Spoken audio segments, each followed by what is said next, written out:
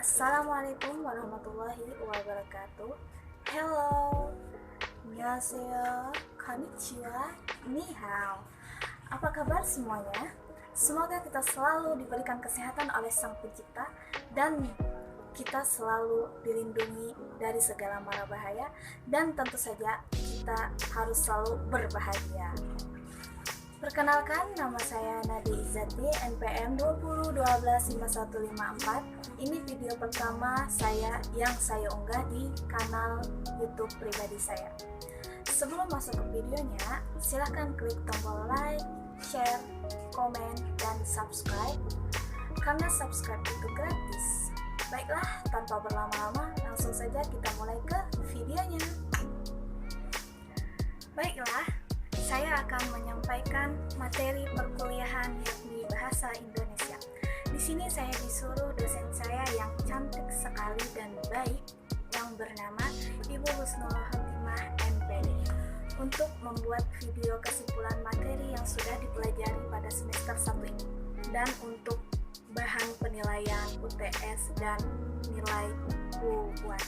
Baik, kita langsung mulai saja. A. Kesantunan berbahasa. Kesantunan berbahasa adalah hal memperlihatkan kesadaran akan martabat orang lain dalam berbahasa, baik saat menggunakan bahasa lisan maupun bahasa tulis. Kesantunan bisa kita artikan erat kaitannya dengan etika atau perilaku dalam kehidupan sehari-hari. Sedangkan berbahasa berhubungan dengan berkomunikasi. Jadi, maksud dalam kesantunan berbahasa ini ialah sebuah etika dalam berkomunikasi. Di dalam bahasa Indonesia, kesantunan ada terbagi dua. Yang pertama, kesantunan yang ukurannya ditinjau dari segala linguistik. Yang kedua, kesantunan yang ukurannya ditinjau dari segi pragmatik. Kesantunan yang ukurannya ditinjau dari segi linguistik. Secara sederhana, yang dinamakan kesantunan linguistik itu ukurannya sejauh mana kata-kata atau dari kata itu santun atau tidak santun. Linguistik ini cenderung kepada kata dan arti yang ada di dalam kamus. Sedangkan pragmatik itu ukurannya adalah makna yang terkandung di dalam kata atau arti yang bersangkutan. Makna berbeda dengan arti, yaitu makna artinya lebih dalam. Makna kaitannya dengan konteks. Arti konteks adalah segala sesuatu yang dilatar belakangi dengan teks. Pertama, tentang kesantunan linguistik. Kesantunan dalam kata atau kalimat yang digunakan, yaitu kata dan kalimat yang artinya sesuai dengan Kamus Besar Bahasa Indonesia atau disingkat dengan KBBI. Di dalam kesantunan linguistik akan mengkhususkan kepada kalimat atau kata yang mengandung imperatif. Arti imperatif ialah kalimat perintah. Mengapa kesantunan berfokus pada perintah? Karena kalimat imperatif atau perintah cenderung untuk tidak santun. Kesantunan linguistik dalam tuturan imperatif ada 4 hal. Yang pertama, panjang pendek tuturan. Kedua, urutan tuturan. Ketiga, intonasi dan isyarat-isyarat dinasti. Keempat, pemakaian pengungkapan penanda kesantunan. 1. Panjang pendek tuturan. Sebagai penentu kesantunan linguistik, tuturan imperatif atau perintah maksudnya semakin panjang kalimat maka akan menjadi semakin santun. Salah satu contohnya, ambilkan daftar hadir itu. 2. Urutan tuturan. Langsung saja saya berikan contoh. Kalimat pertama, ruangan ini digunakan rapat wali murid, bersihkan dulu meja itu cepat. Kalimat kedua, cepat, bersihkan dulu meja itu. Ruangan ini akan digunakan untuk rapat wali murid. Bandingkan kedua kedua kalimat ini. Kalimat kedua tadi, urutan tuturan dapat menjadi penentu apakah sebuah kalimat santun atau tidak santun. Nah, kalimat yang santun ada pada kalimat yang pertama. Mengapa kalimat yang pertama? Karena kalimat pertama ia mengatakan alasan dulu yang dikemukakan, baru kalimat perintah. 3. Intonasi dan isyarat-isyarat dinastik. Jika intonasi dalam sebuah kalimat dipanjangkan, akan mengakibatkan menjadi tidak santun. Misalnya, kirim surat itu dengan nada kasar. Kirim surat itu termasuk tidak santun karena intonasinya diperpanjang atau dipanjangkan. Beda ya kalau kirim surat itu dengan nada lembut. 4. Pemakaian pengungkapan penanda kesantunan. Ada 3 macam kata. Pertama, tolong. Kedua, mohon. 3, silahkan. Contohnya, tolong ambilkan botol air minum itu. Bagian kedua, kesantunan yang ukurannya ditinjau dari segi pragmatik sangat bergantung kepada konteks. Kenapa bergantung kepada konteks? Konteks ialah segala sesuatu yang melatar belakangi teks penuturan. Konteks ada banyak sekali. Salah satunya waktu, tempat, atau situasi berupa suasana, situasi psikologis penutur. Misalnya, ketika berbicara dengan dosen, tentu saja kita berusaha untuk bersikap sesantun mungkin. Berbeda nantinya dengan teman sejawat atau sekelas, yaitu berbicara dengan santai. Kesantunan pragmatik yang artinya adalah makna yang dituturkan. Dalam tuturan ini, sebuah kalimat tidak akan menunjukkan dalam kalimat imperatif, tetapi dalam kalimat non-imperatif. Tujuannya adalah memerintah tetapi tidak dibahasakan dalam kalimat perintah. Tetapi di dalam kalimat pernyataan atau pertanyaan dalam bahasa Indonesia ialah kalimat deklaratif dan kalimat interrogatif. Baiklah, yang pertama saya akan membahas kesantunan pragmatik imperatif dalam tuturan deklaratif. Contoh pertama, buka kamus besar bahasa Indonesia Anda masing-masing. Itu adalah kalimat perintah yang mengandung makna perintah. Kalimat kedua, tugas menulis karya ilmiah. Ini perlu bantuan KBBI. Dalam kalimat kedua, mengandung kalimat pernyataan. Interrogatif adalah kalimat pertanyaan tetapi mengandung makna pernyataan. Contohnya, apakah kipas angin ini berfungsi? Ada faktor-faktor yang menyebabkan bahasa tidak santun. Pertama, kritikan secara langsung dengan kata-kata kasar. Misalnya, panitia ini memang tidak becus mengurus acara, biasanya hanya makan saja. Yang kedua, dorongan emosi penutur. Misalnya, apa buktinya kalau kamu jujur? Jelas-jelas aku melihat kamu jalan bersama perempuan itu. Yang ketiga, protektif terhadap pendapat. Misalnya, silahkan kalau kamu tidak jujur. Semua akan terbukti pada waktunya kalau kamu itu tidak jujur. 4. Menuduh orang lain dan memojokkan lawan bicaranya. Misalnya, puisi ini bagus sekali. Apa ini memang karyamu? B. Keterampilan berbicara. Terampil dalam berbicara memerlukan sebuah keahlian, yang mana keahlian tersebut dilatih. Ada 3 hal yang harus diperhatikan untuk berbicara yang baik dan benar, yaitu 1. Kualitas diri, 2. Kualitas materi, 3. Kualitas cara penyampaian, 1. Kualitas diri. Untuk meningkatkan kualitas diri, ada beberapa hal yang harus diperhatikan. Yang pertama adalah menciptakan daya tarik atau aura yang paling menarik dari diri Anda. Poin dari yang pertama ini adalah tingkatkan kualitas diri Anda yang paling menarik. Yang kedua, fokus kepada pendengar kita. Pendengar memiliki tipe yang berbeda. Pertama, tipe yang secara visual, artinya dia orang yang memperhatikan apa yang terlihat. Kedua, tipe pendengar yang secara logika, artinya dia memperhatikan data apa yang kita sampaikan. Ketiga, tipe pendengar yang menggunakan perasaannya untuk memahami materi yang disampaikan. Ini tipikal orang yang emosional.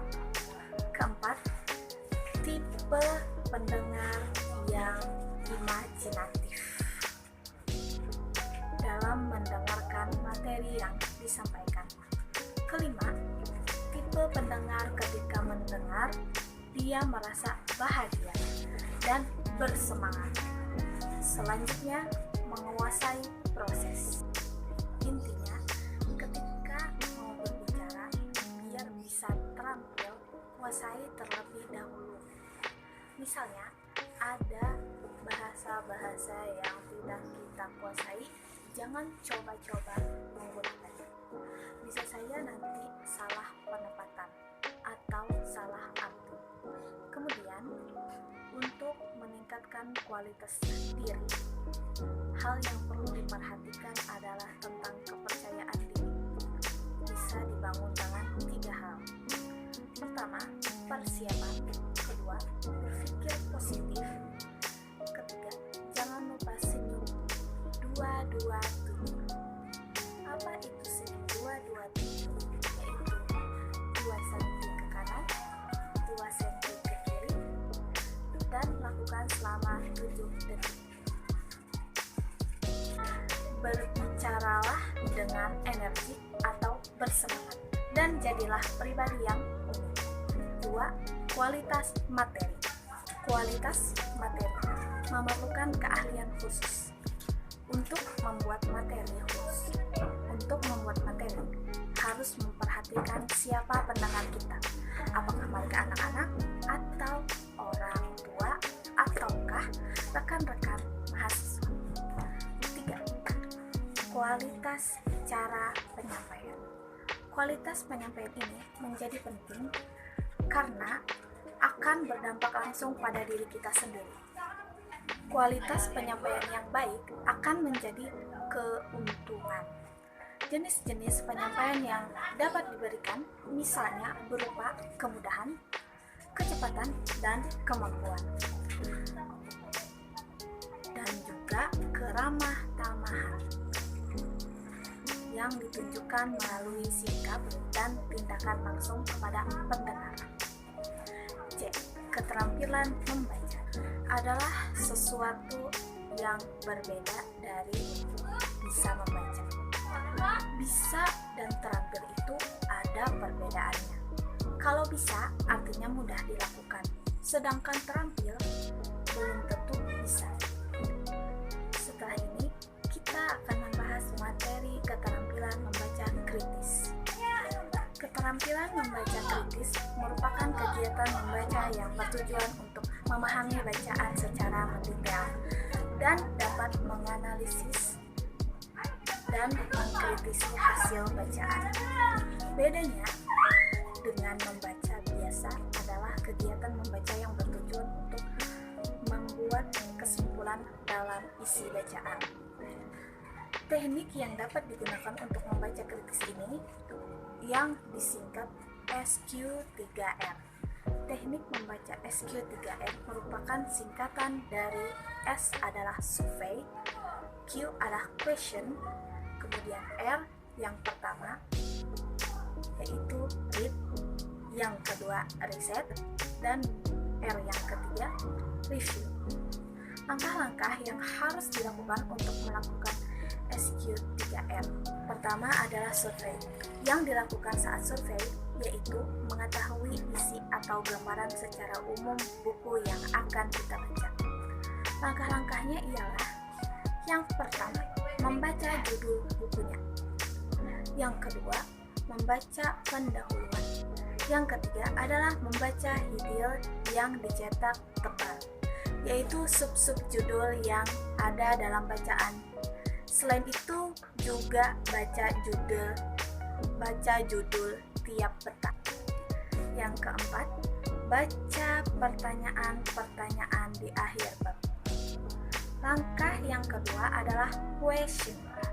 Artinya, pada saat kita membaca, lakukanlah sejumlah pertanyaan-pertanyaan. Langkah mudahnya ketika kita menemukan heading yang tebal, buatlah pertanyaan dari situ. Misalnya, dapat melakukan pertanyaan: apa, bagaimana, kapan, di mana, dan lain sebagainya. Ingat 5W, 1H. Setelah melakukan question, maka kita akan masuk pada langkah yang ketiga, yaitu read. Ialah membaca. Jadi, kegiatan membaca ini bukan hanya membaca secara keseluruhan atau membaca biasa saja. Tetapi, pada kegiatan membaca ini, si pembaca mencari jawaban atas pertanyaan yang dia lakukan. Langkah yang selanjutnya yaitu riset. Dilakukan ketika sudah selesai membuat pertanyaan, kemudian mencari jawaban. Selesai dalam satu bab, maka berhenti. Berhenti di sini dalam artian si pembaca mengecek lagi apakah semua pertanyaan yang dia ajukan itu ada jawabannya di dalam bacaannya. Jika belum menemukan, maka kembali lagi di awal. Setelah menemukan, lalu mengetes daya ingat. Langkah yang terakhir adalah review. Yang mana review ini kegiatan mengembalikan dari awal sampai akhir. Lalu kita lakukan analisis atau kritik terhadap isi yang kita baca. Setelah melakukan langkah SQ3R, ialah menganalisis isi bacaan yang sudah dibaca. Kita perlu bersikap tidak mudah percaya atau skeptik terhadap informasi-informasi yang disajikan dalam bacaan atau tulisan. Membaca kritis ini berkaitan pula dengan yang namanya sintesis. Secara sederhana, yaitu membahas sebuah pendapat atau persepsi. D. Keterampilan penyimak. Dapat dikatakan keterampilan sentral. Yang namanya menyimak adalah sebuah kegiatan pikiran. Yang namanya kegiatan pikiran bukan sekedar melihat saja dan mendengar saja. Ada proses berpikir, menganalisis, yang mana menganalisisnya ini dilihat dari berbagai macam hal, seperti simbol kenyataan maupun situasi yang ada pada situasi itu. Saya akan menyebutkan proses-proses yang ada dalam menyimak, yaitu ada 5 tahapan yang harus dilalui oleh seorang penyimak yang baik. Tahap yang pertama adalah mendengar. Yang kedua, memahami. Yang ketiga, menginterpretasi. Yang keempat, menilai. Tahapan yang kelima adalah merespon dan menanggapi. 1. Mendengar. Maksudnya berfokus pada satu suara. 2. Memahami. Si penyimak mengertikan setiap kata yang didengar. 3. Menginterpretasi. Artinya mentafsirkan atau memaknai lebih dalam proses komunikasi melalui lisan atau gerakan antara dua atau lebih pembicara yang tidak dapat menggunakan simbol-simbol yang sama, baik secara simultan dalam kurung dikenal sebagai interpretasi simultan atau berurutan dalam kurung dikenal sebagai interpretasi berurutan. Yang keempat, menilai adalah memperkirakan atau menentukan nilainya. Si penyimak mengevaluasi pendapat orang yang disimak. Kelima, atau yang terakhir, menanggapi atau merespon adalah menanggapi, menyambut, dan memperhatikan seperti ucapan, kritik, komentar cinta, dan lain sebagainya. Baiklah, sampai di sini saja materi yang bisa saya sampaikan. Apabila ada kekurangan mohon ditambahkan. Sampai berjumpa di lain kesempatan. Salah hilaf mohon dimaafkan. Wassalamualaikum warahmatullahi wabarakatuh. Annyeong.